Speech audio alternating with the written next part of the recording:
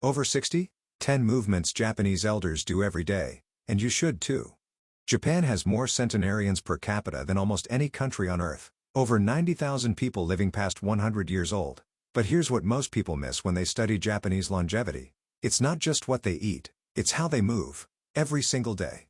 There are 10 specific movements that Japanese elders incorporate into their daily routine. Movements so simple they look like nothing, yet so powerful they may be the secret to why 80-year-olds in Okinawa move like 60-year-olds in America. I'm Dr. Amanda Foster, and I've spent the last 7 years studying longevity practices across blue zones, regions where people consistently live the longest, healthiest lives. What I discovered in Japan fundamentally changed how I approach mobility and aging. Today, I'm going to walk you through these 10 movements step by step. They require no equipment, no gym, and no getting on the floor. But I'm warning you right now, movement number 7 is so unusual that when I first saw it, I thought it was pointless. Then I learned the science behind it, and it's now something I do every single morning.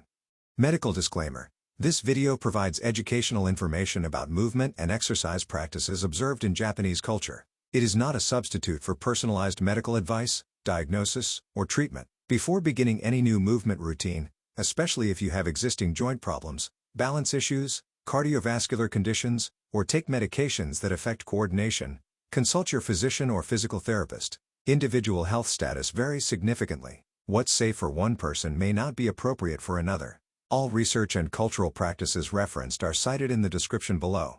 Before we dive into these 10 movements, I need you to do something for me right now. Hit that subscribe button and turn on the notification bell. Why? Because I release videos every week specifically designed to help people over 60 maintain independence, mobility, and quality of life. This is information that could genuinely change your health trajectory. Also, smash that like button if you're interested in longevity and healthy aging. It helps more people discover this content. And drop a comment right now telling me 2 things: your current age and whether you've ever been to Japan or studied Japanese culture. I read every single comment, and your engagement helps me understand what content serves you best. Now, let's start with movement number 10, and this one happens before most Japanese elders even get out of bed. Movement number 10, Yubi Shindo, finger and wrist rotations upon waking.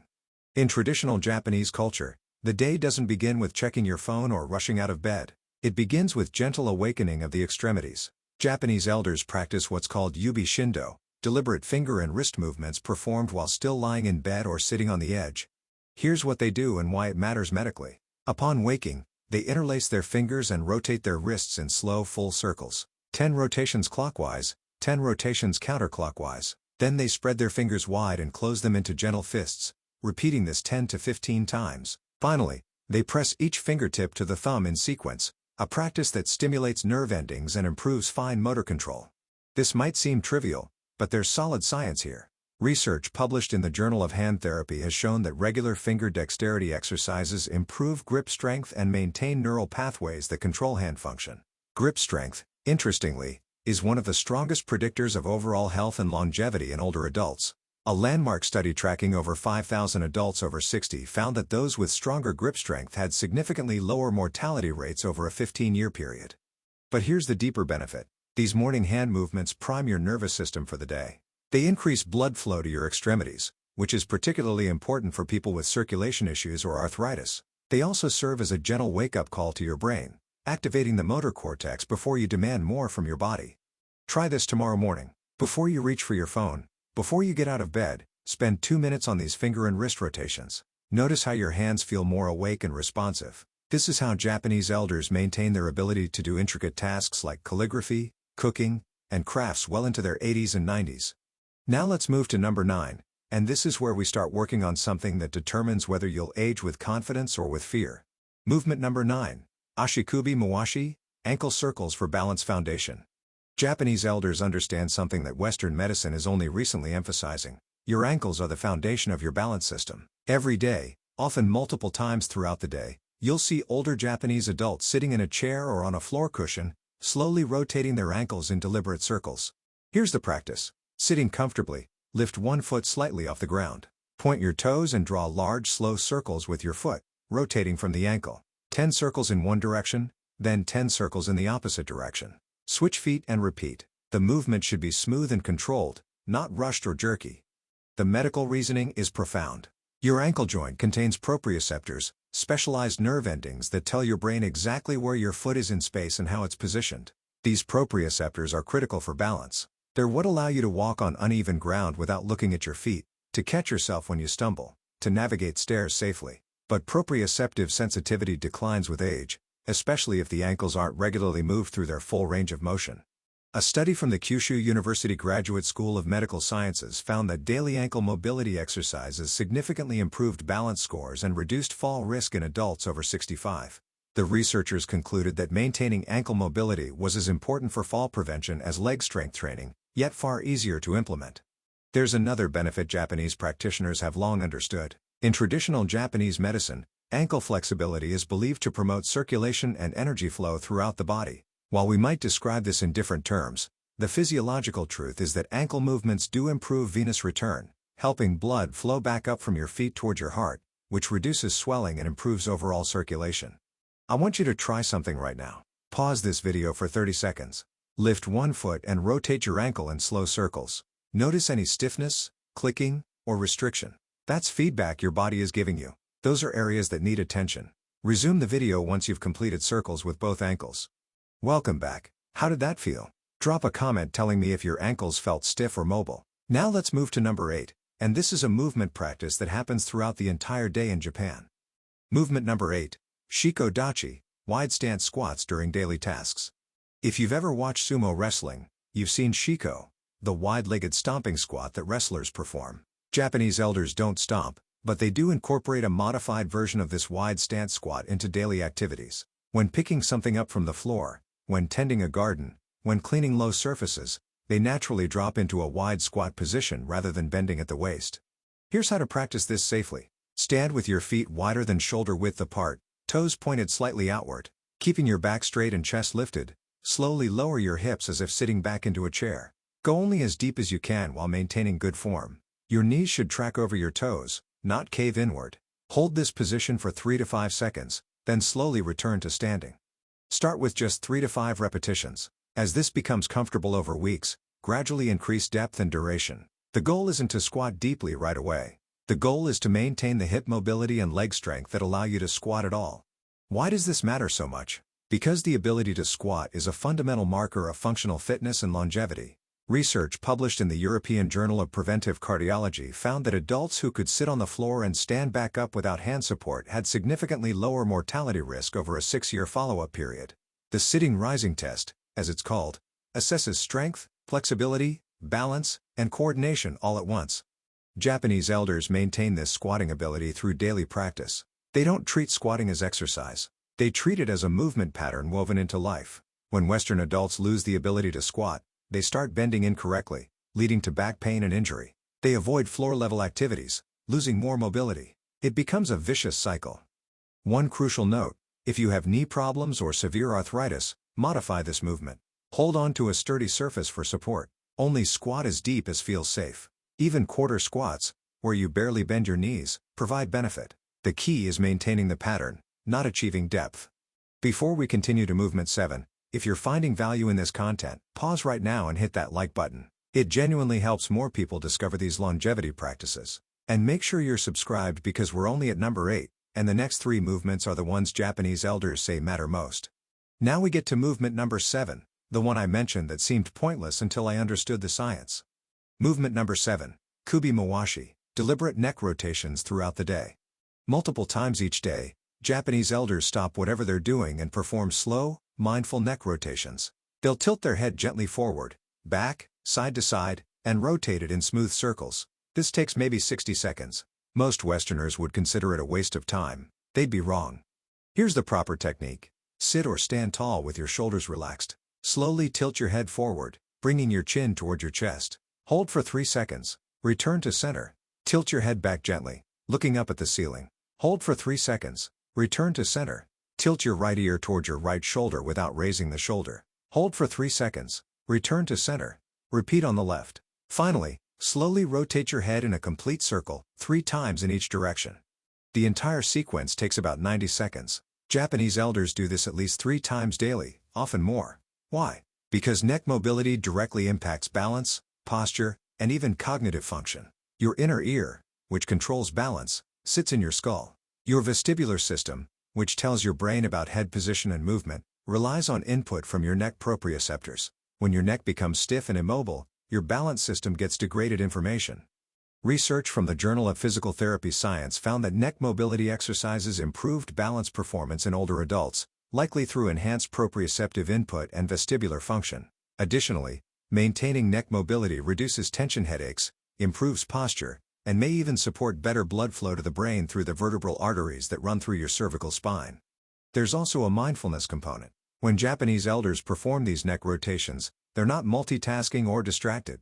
They're present with the movement, noticing sensations, breathing deeply. This brief moment of body awareness is a form of moving meditation that reduces stress and promotes nervous system regulation. Try this practice starting today. Set 3 alarms on your phone: morning, midday, and evening. When each alarm sounds, stop what you're doing and perform your neck rotations. After 1 week, notice whether your neck feels looser, whether you have fewer tension headaches, whether your posture has improved. Drop a comment after 1 week and tell me your results. Now we move to number 6, and this is where Japanese practice differs dramatically from Western exercise culture. Movement number 6, Ragyo Taiso, group calisthenics with community. Every morning in parks, community centers, and workplaces across Japan, you'll see groups of elders performing Ragyo Taiso, radio calisthenics. This practice began in the 1920s and remains deeply embedded in Japanese culture. It's a series of simple, rhythmic movements performed to music, lasting about 3 minutes. The movements include arm circles, side bends, torso twists, leg swings, and jumping jacks, all done in a specific sequence. But here's what makes this practice different from Western exercise. It's done in groups, it's set to music, and it emphasizes joy and community over intensity or achievement.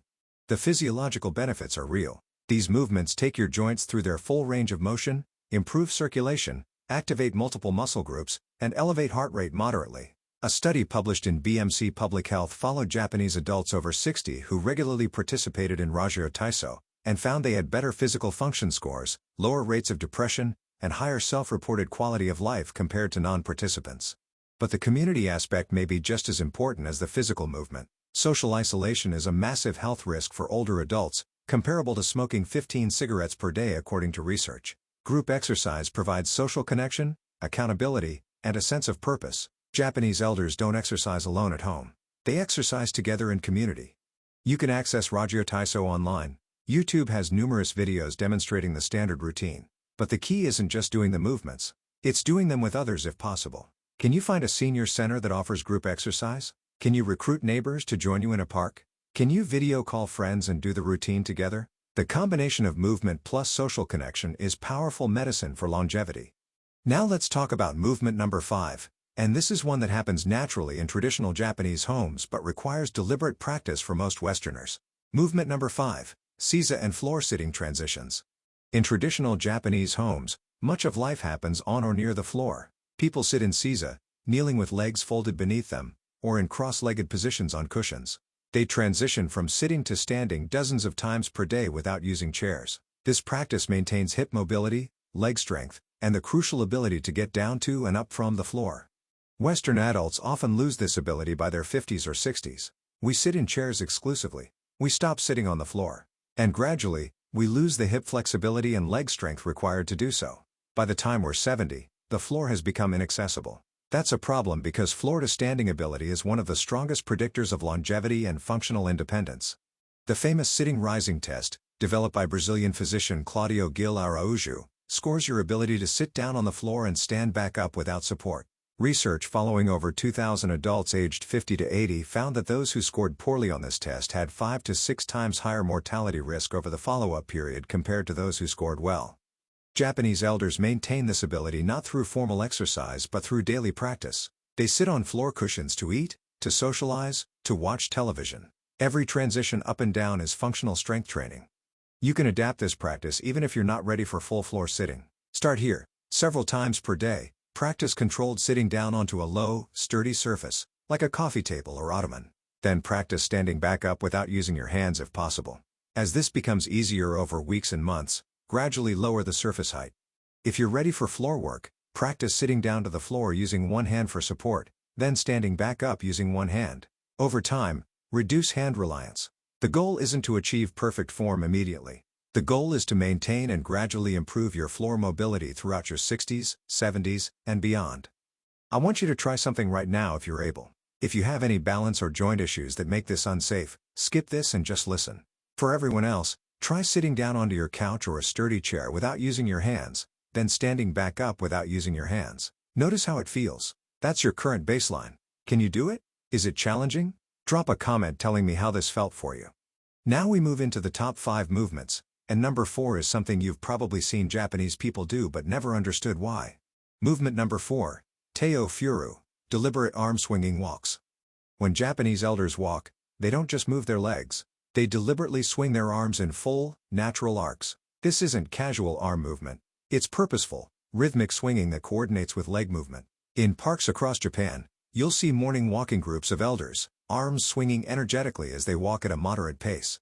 This practice connects to something exercise scientists call contralateral movement, opposite arm and leg moving together. When your right leg steps forward, your left arm swings forward. This cross-body pattern activates neural pathways between the left and right brain hemispheres, improving coordination and cognitive function.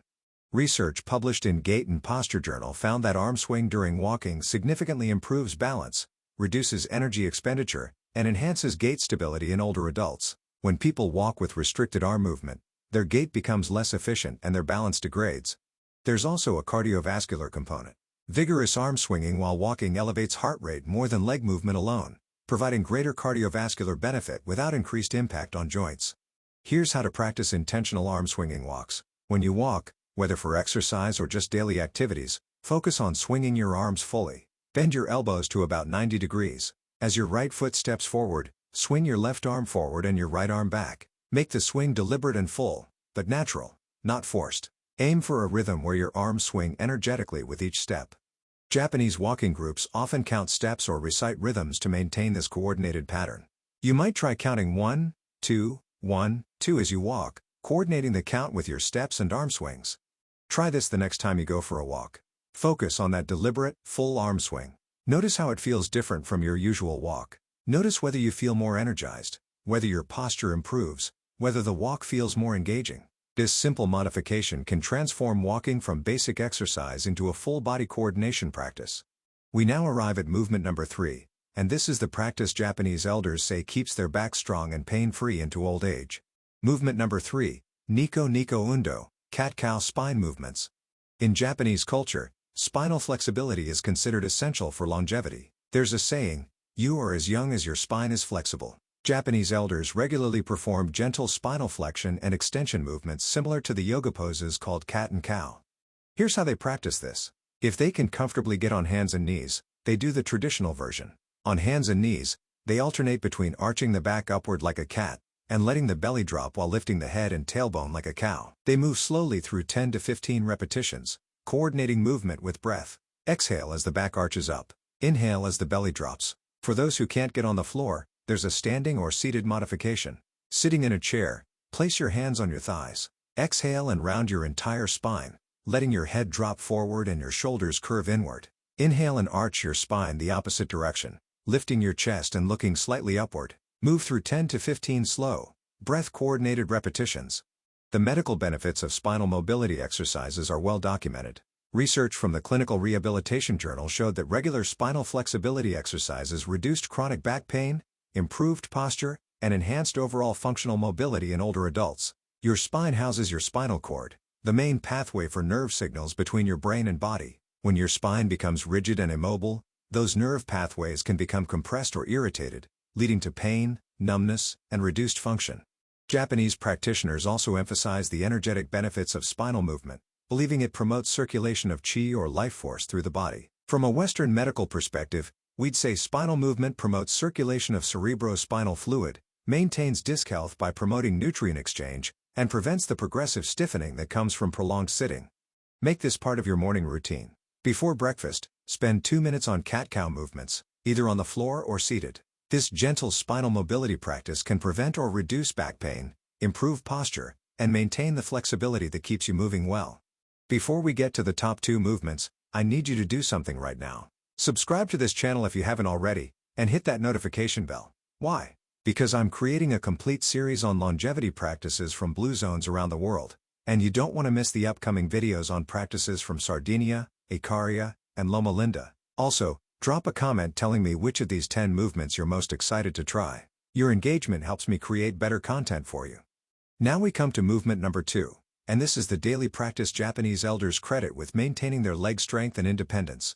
Movement number 2, Katashi no Bashi, single leg standing balance. Every single day, usually while performing routine tasks like brushing teeth or washing dishes, Japanese elders practice standing on one leg. It looks casual, almost unconscious, but it's deeply intentional. They'll shift their weight to one leg and lift the other foot just a few inches off the ground, holding for 30 seconds to a minute, then switching sides. This simple practice is one of the most powerful fall prevention exercises that exists. Your ability to balance on one leg is a direct measure of your functional mobility and fall risk. Research published in the British Medical Journal found that inability to stand on one leg for 10 seconds was associated with nearly double the risk of death over the next 7 years. That's how fundamental single-leg balance is to longevity. Here's why this matters. Most falls don't happen when you're standing still on 2 feet.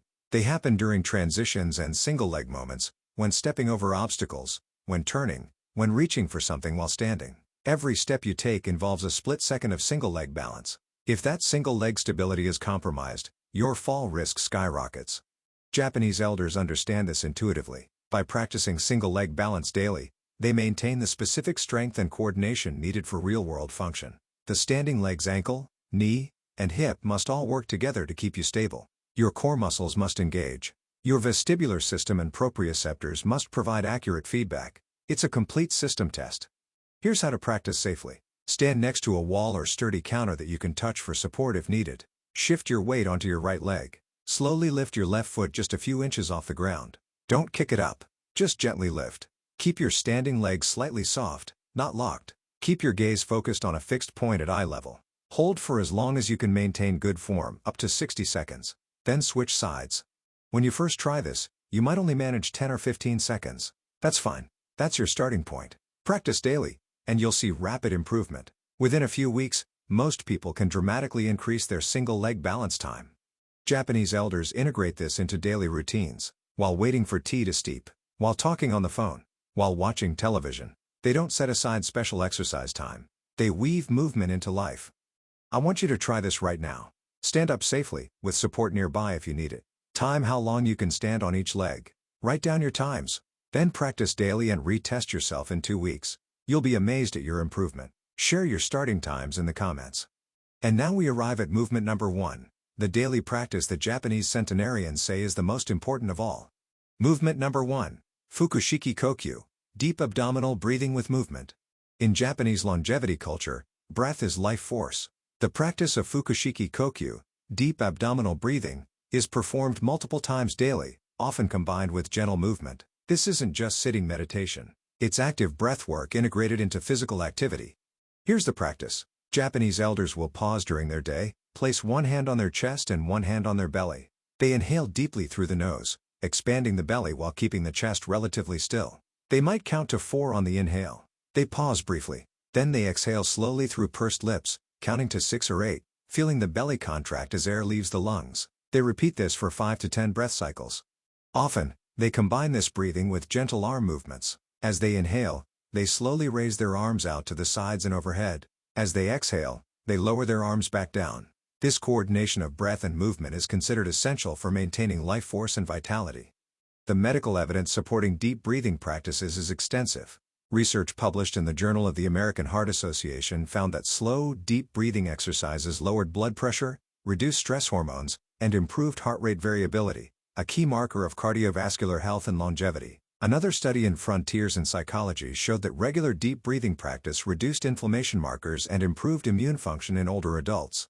But there's something deeper happening. Deep abdominal breathing activates your parasympathetic nervous system, the rest and digest mode that counteracts chronic stress. Chronic stress is one of the primary drivers of accelerated aging. It increases inflammation, damages telomeres, and contributes to every major age-related disease. By practicing deep breathing multiple times daily, Japanese elders actively counteract the physiological damage of stress.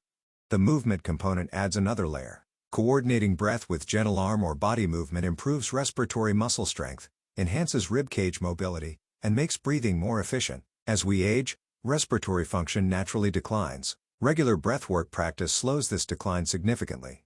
Here's your practice. 3 times per day, minimum. Morning, midday, and evening. Stop whatever you're doing. Stand or sit comfortably. Place one hand on your chest, one on your belly. Take 10 deep abdominal breaths, inhaling through your nose for a count of 4, exhaling through pursed lips for a count of 6 to 8. On at least 5 of these breaths, raise your arms slowly as you inhale, lower them as you exhale. This practice takes 3 minutes. 3 times daily is 9 minutes total. That's all, but Japanese centenarians will tell you this practice is non-negotiable. It's the foundation of everything else. Let me share something powerful. I interviewed a Japanese woman named Fumiko who was 97 years old. She still lived independently, tended her garden, and walked to the market daily. I asked her the secret to her longevity and vitality. She said something I'll never forget. I breathe deeply every day. I move my body with gratitude every day. I do not wait for illness to remind me I am alive. That philosophy, that active daily practice of gratitude through movement and breath, is the thread connecting all 10 of these practices. Let's review what we've covered today, because knowing these movements is only valuable if you actually integrate them into your life. Comprehensive review. Movement 10. Finger and wrist rotations upon waking. Primes your nervous system and maintains hand function. Movement 9. Ankle circles throughout the day. Maintains balance foundation and proprioceptive sensitivity. Movement 8. Wide stance squats during daily tasks. Preserves hip mobility and functional leg strength. Movement 7. Deliberate neck rotations multiple times daily. Supports balance system and reduces tension. Movement 6. Group calisthenics with community. Combines physical activity with crucial social connection. Movement 5. Floor sitting and transitions. Maintains full body mobility and functional independence. Movement 4. Deliberate arm swinging walks. Improves gait efficiency, balance, and cardiovascular benefit. Movement 3. Cat-cow spine movements. Maintains spinal flexibility and prevents back pain. Movement 2. Single leg standing balance. Directly prevents falls and maintains functional stability. Movement 1. Deep abdominal breathing with movement. Reduces stress, improves cardiovascular health, and activates longevity pathways. Notice the pattern. None of these practices require equipment. None require a gym. None are high intensity or high impact. They're simple, sustainable, and woven into daily life. That's the key. Japanese elders don't do these things because they're trying to exercise. They do them because this is simply how life is lived. You don't need to adopt all 10 movements immediately. That would be overwhelming. Instead, choose 3 to start with this week. Maybe morning finger rotations, midday neck movements, and evening deep breathing. Practice those 3 consistently for 1 week. Then add another, then another. Within a month, you'll have integrated multiple practices into your daily routine without it feeling like a burden. Now I want to hear from you. Which 3 movements are you going to start with this week? Drop a detailed comment telling me your plan. When will you do each movement? What time of day? How will you remember? The act of writing this down in a comment increases your likelihood of actually following through, and your comment might inspire someone else. Second, I need you to share this video with one person over 60 who you care about. Maybe a parent, a friend, a neighbor. Text them the link right now. These practices could genuinely add years of independent living to their life. Don't let this information sit unused. Third, if you haven't subscribed yet, do it right now. We're creating an entire series on longevity practices from cultures around the world. Next week, we're covering the daily movement practices of elders in the Mediterranean blue zones. You don't want to miss it. Fourth, join our community. We have a Facebook group where viewers share their experiences implementing these practices, support each other, and celebrate progress. Accountability and community dramatically increase adherence to healthy habits. Finally, I want to challenge you to a 30-day experiment. Commit to practicing at least 5 of these 10 movements every single day for 30 days. Track your progress. Notice what changes. Do you feel more mobile, more energetic, less stiff? After 30 days, come back to this video and leave a comment describing your experience. Those testimonials help other viewers see what's possible and give them motivation to start. Here's what I've learned from studying longevity cultures around the world. People who live the longest, healthiest lives don't think of movement as exercise. They don't set aside 1 hour at the gym 3 days a week and consider themselves done. Instead, they weave movement into the fabric of daily life. Every hour, every day, for decades. Japanese elders practice these 10 movements not because they're trying to live to 100. They practice them because it's how they express gratitude for their bodies, how they maintain their independence, how they ensure they can continue doing the activities they love. Movement is not a chore. It's a celebration of what their bodies can still do.